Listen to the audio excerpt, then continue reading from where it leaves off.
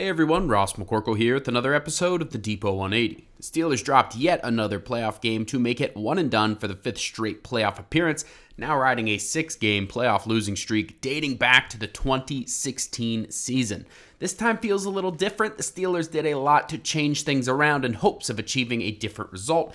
They brought in offensive coordinator Arthur Smith, overhauled the entire quarterback room, invested heavily in the offensive line, and even signed the highest paid external free agent in team history with Patrick Queen. Even with all of that, they had the same 10-7 record and the same one-and-done playoff exit in the wild card round. It was an embarrassing fashion, too. The Ravens ran for 300 yards, technically 299 with a kneel down at the end. The Steelers threw a couple punches back in the third quarter, but they were never a real threat to win the game. So now what? Where do they go from here? They pulled many of the levers, but none of them worked. What levers are left to pull? Unless Arthur Smith signs as a head coach elsewhere, I would imagine he is safe. Tomlin spoke highly of him in his end-of-year press conference. Reports from multiple credible sources indicate that Tomlin will be back, so no big change there. And he shut down the trade rumors involving himself today, saying, "Don't waste your time." Tomlin said there would be changes at all levels, but it's hard to see exactly what those large changes might be. I would assume offensive line coach Pat Meyer and defensive coordinator Terrell Austin are probably two of the first to go.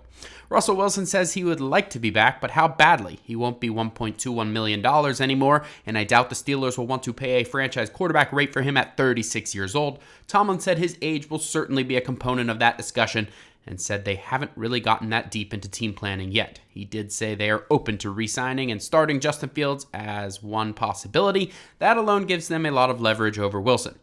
The other big news of the day was a report from the Athletic's Mike Tomlin stating George Pickens showed up very late to Christmas Day's game against the Kansas City Chiefs. That was his first game back from injury, and he reportedly showed up after inactives had already been submitted.